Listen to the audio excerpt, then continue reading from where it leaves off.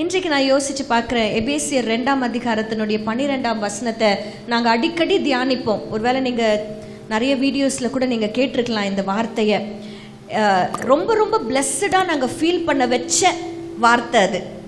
என்ன வார்த்தைன்னா 2:12 வசனம் சொல்லுகிறது, அக்காலத்திலே கிறிஸ்துவை சேராதவர்கள். உண்மையிலே நீங்க உங்களுடைய 3-4 தலைமுறைக்கு முன்னாடி போய் பாருங்களேன், நிறைய பேர் கிறிஸ்தவர்களே அல்ல. அப்படி எத்தனை பேர் சொல்வீங்க? என்னுடைய தாத்தா பாட்டி யாருமே கிறிஸ்டியன்ஸ் கிடையாது. எவ்வளவு கை தூக்குறாங்க பாருங்க. அப்போ நியாயமா பார்த்தா இந்த ரட்சிப்பு இல்லைன்னா நீங்க இங்க உட்கார்ந்துருக்க மாட்டீங்க, எங்கேயோ இருந்திருப்போம். நம்ம தாத்தா பாட்டியினுடைய இல்ல அதோட என்னப்பா பாட்டன் பூட்டியா அவர்களுடைய வழியிலேயே போயிருப்போம். பாட்டன் எங்க சைட்ல பாத்தீங்கன்னா என்னுடைய அம்மாவை பெற்ற அம்மா வழி பாட்டி லக்ஷ்மி பாட்டி, ப்ராப்பர் தமிழ் பிராமின் ஐயர். என்னுடைய கணவர் சைடில் பார்த்தீங்கன்னா சண்முகராஜன் பிள்ளை தாத்தா, திண்டுக்கல்ல இருந்து வந்த சண்முகராஜன் தாத்தா.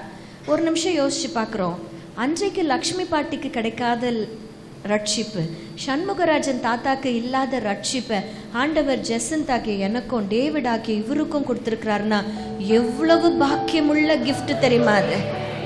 அல்லேலூயா. அதனால தான் வசனத்தில் கிறிஸ்துவை சேராதவர்களாக இருந்தோம் நம்மெல்லாம். உண்மையிலேயே we don't belong to Christ. கிறிஸ்துவை சேராதவர்கள். 2வது இஸ்ரவேலுடைய காணியாட்சிக்கு புறம்பானவர்கள். இஸ்ரவேலுடைய காணியாட்சி எங்கெங்க இருக்குது? கானான்ல இருக்குது. யோர்தானுக்கு இக்கரையில் 2.5 கோத்திரத்திற்கும் அக்கரையில் 9.5 கோத்திரத்திற்கும் ஜாஷ்வா பிரிச்சு கொடுக்குறாரு எல்லாத்துக்கும். அங்க யாருக்காவது நம்மளுக்கு நிலம் இருக்கு? யாருக்காவது நிலம் வச்சிருக்கீங்களா காணியாட்சியில? இல்லை. ஸோ அதுவும் கிடையாதா? ஸோ கிறிஸ்துவை சேராதவர்களாக இருந்தோம், காணியாட்சிக்கு புறம்பானவர்களாக இருக்கிறோம். வாக்கு தத்தத்தின் உடன்படிக்கைகளுக்கு அந்நியர். வாக்கு தத்தம்னா யாருக்கு தெரியுமா? ஆபிரகாமுக்கு கொடுக்கப்பட்டது. அந்த ஆபிரகாம் என்னுடைய தாத்தா, அந்த வம்சாவளியில நான் வந்திருக்கிறேன். யாராவது உட்கார்ந்து இருக்கிறோமா இங்க? இப்போ உங்க தாத்தா பேர் ஆபிரகாமா இருக்கலாம், நான் சொல்றது ஒரிஜினல் ஆபிரகாம் தாத்தா. அப்போ என்ன அர்த்தம்? நம்ம வாக்கு தத்தத்தின் உடன்படிக்கைக்கும் அந்நியரா இருந்திருக்கிறோம். ஆமா.